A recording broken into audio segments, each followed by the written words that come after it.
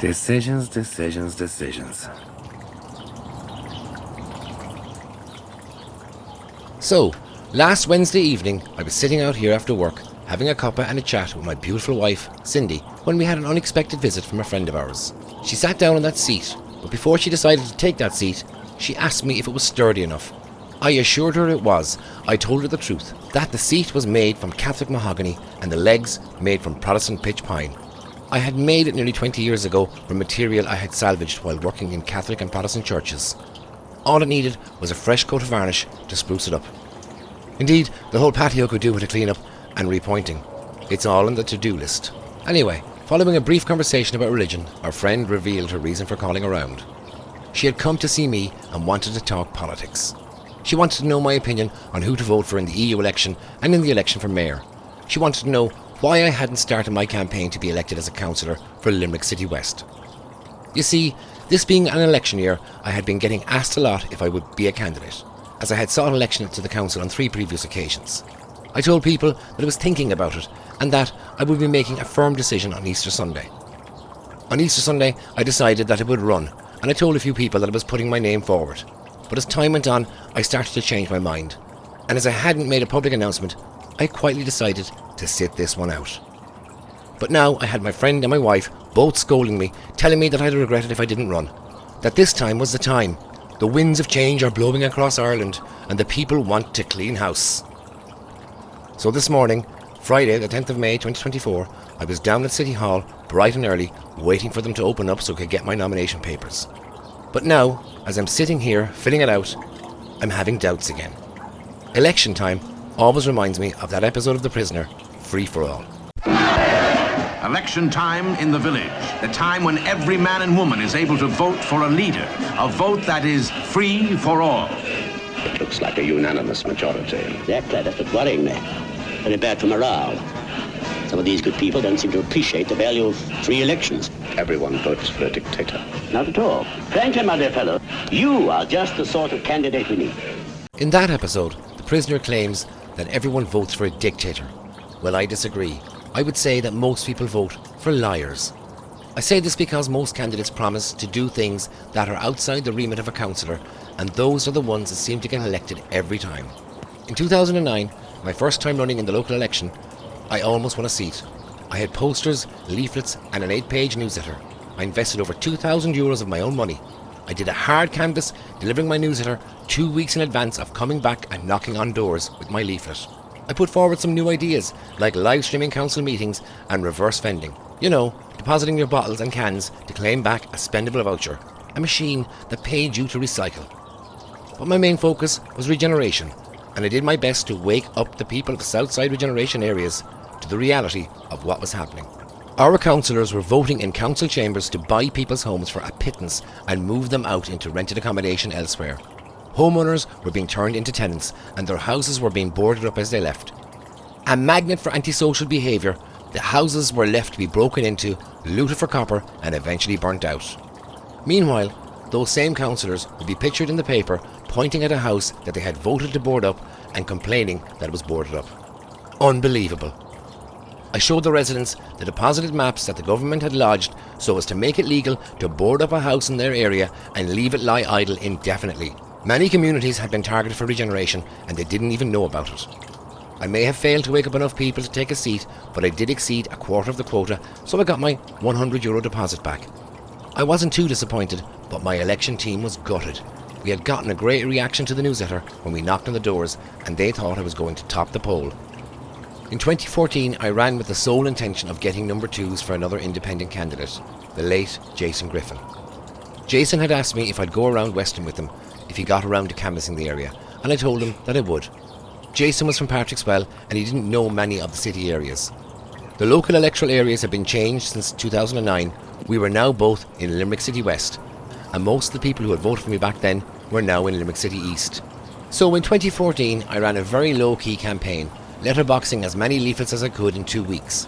My leaflets were in the form of a job application explaining what the job of a councillor actually entailed, with my CV on the back showing that I was more than qualified for the job, with a request for people to give the number 2 vote to Jason. Neither of us got in and we both lost our deposits. In 2019, I did a hard canvas. I didn't have any posters, but I did spend over €3,000 of my own money to produce a glossy leaflet and an 8-page newsletter that got the best feedback than anything that I had ever produced before. I was convinced that I was in chance for a seat. I got less votes than I did in 2014. I was eliminated in the fourth count with 200 votes. It was a bit of a kick, to be honest, but I did enjoy watching my votes being distributed. They went everywhere. Following is the result of the fifth count, which consisted of the distribution of Cathal McCarthy's votes of 200. Dúró Agbu, Sonny Martins, +6, 230,230. Fitzgibbon Julian, +23, 427,427. Hogan Eleonora, +8, 700. 700. Kilcoyne Fergus, +13, 768, 768. Len Joe, +22, 958, 958. Long Jim, +10, 305, 305. Lynch Sean, +7, 614, 614.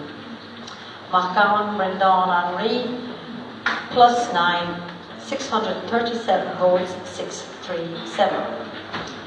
McCreesh Malachy, +16, 590, 590.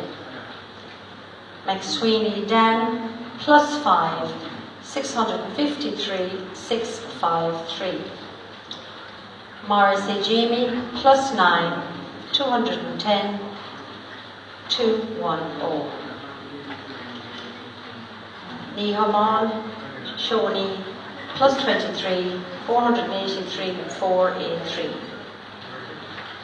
O'Donovan Eliza, +13, 612, 612. Talukter Abdul Kalam Azad, +4, 707, 707. Non-transferable papers not effective, 32.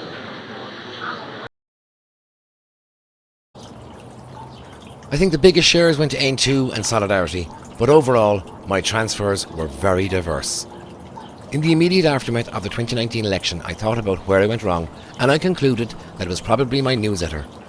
TMI, as they say, too much information. I'm pro-life and had campaigned to save the 8th, and I was open about that.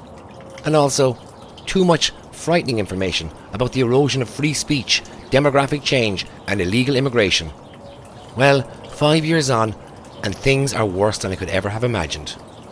The recent scenes from Newtown on Kennedy in County Wicklow, where the riot squad were deployed to break up a peaceful protest by residents opposed to having 180 illegal immigrants planted in their area, is very concerning. I'm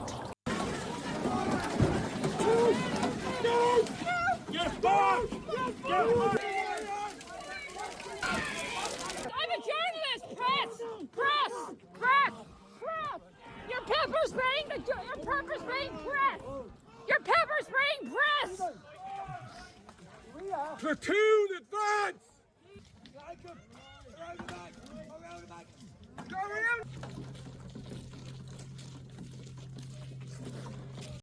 It is sickening to think that Mrs. Murphy down the road could have her windows broken by a gang of feral youths and the guards would tell her, "Sorry, there's only one car on tonight, we can't help you." Yet they can find all the guards they need to force the community out of the way so they can house what are essentially criminals. People need to be aware that you don't need to rip up your passport in order to claim asylum in Ireland. The reason that these military-aged young men are destroying their documents is to hide who they really are, because they know that they are not real refugees. It is a criminal offence to enter our country illegally, yet they are being allowed to enter and the government is trying to house them instead of deporting them. Madness. And then there's all the horrific high-profile murders in recent times committed by non-natives. The murder of Aisling Murphy was particularly upsetting, especially when some in the media labelled her grieving fiancé as far right, because he questioned how her murderer could be living in Ireland for 10 years, never work a day and get everything handed to him by the state. It really boils my blood. Apologies for that profanity. There's a lot to be said for scripted videos all the same. I'll beep it out when I'm editing. Now, where was I? Ah yes. In truth, very few of our public representatives are prepared to speak out. We saw what happened to those two Fianna Fáil councillors when they opened their gobs. They were labelled far right and expelled from their party. All councillors should be objecting to these plantations. It's not in the interest of good estate management to force large numbers of illegal immigrant men into settled communities. It damages social cohesion and trust. You see, with the honourable exception of a handful of independents in the Dáil, most of the political parties are happy to go along with it all. The government parties, the so-called opposition parties and the media, especially RTE, are all framing it as pro-immigration versus anti-immigration. Whereas in truth, it is really about open borders versus controlled immigration. We have many immigrant families living in Ireland who came here legally, have fully integrated and make valuable contributions to our society. They are our friends and neighbours, and many of them are not happy with our open borders either. Controlled immigration is about letting the right ones in to serve the best interests of the Irish nation. We should also be vetting our public representatives before voting to make sure that they truly have our best interests at heart.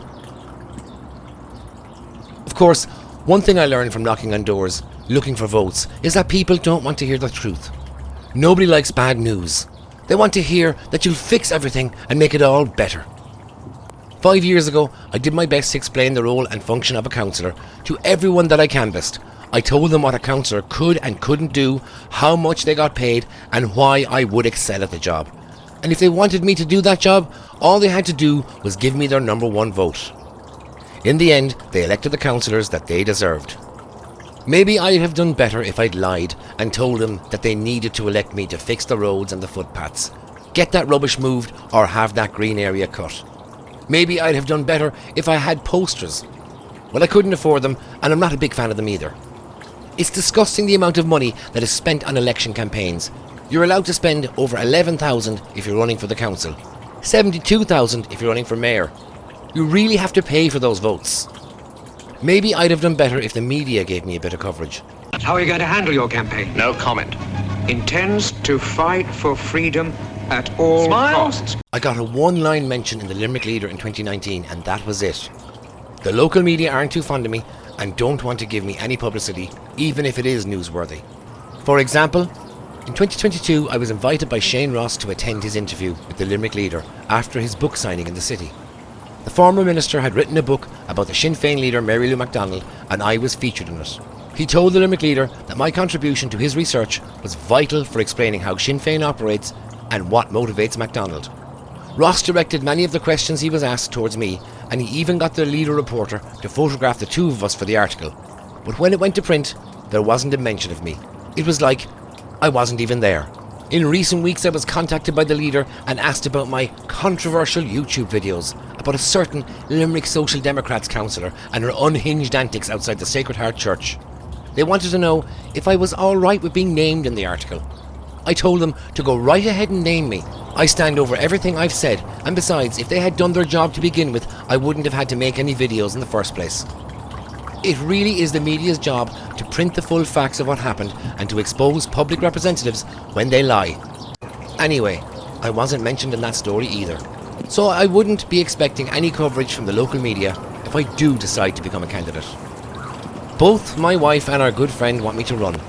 They think I could be fourth time lucky and win a seat. And what if they're right? What if I do run and win a seat? Like the song says, every day I look in the mirror, the lines in my face are getting clearer. The past is gone. I'll be 54 in 2 weeks' time, and do I really want to spend the next 5 years of my life, albeit part-time, at council meetings? I mean, I don't need to be a councillor. In 2009, I thought I needed to be a councillor to give voice to the communities targeted for regeneration. But I managed to give voice and achieve a lot without ever being on the council. I even got on council committees. I don't need to be a councillor to help you fill out your forms or make a housing application. I don't need to be a councillor to help you compile your complaint to the Ombudsman, GSOC or the WRC. I don't need to be a councillor to advocate on your behalf or attend a meeting with you to see the council's housing officer. I really don't need to be a councillor, so the question is, do I really want to be a councillor? Would I not be better served by sitting this one out? Stay on the sidelines and make vlogs about the elections. Focus my attention on my home, repoint my patio, relax and watch the birds. Maybe chill out and rewatch my box set of The Prisoner. To see you. You see him. Turn my back on it all. Just as a matter of trivia, there are 6 hidden references to The Prisoner in my 2019 election newsletter. I'll leave a link to it in the description. Well, I have until noon on Saturday the 18th of May 2024 to submit my nomination papers to become a candidate. So I'll be mulling it over for the next few days, weighing up the pros and cons of becoming a candidate before making a firm decision. I'll let you know what I decide. So I really am of two minds what I should do. Let me know what you think in the comments, and be sure and subscribe to the channel if you're new and hit the bell for notifications. I've been making a video all about the race to become Limerick and indeed Ireland's first ever directly elected mayor, and you won't want to miss it. Until the next time, be seeing you.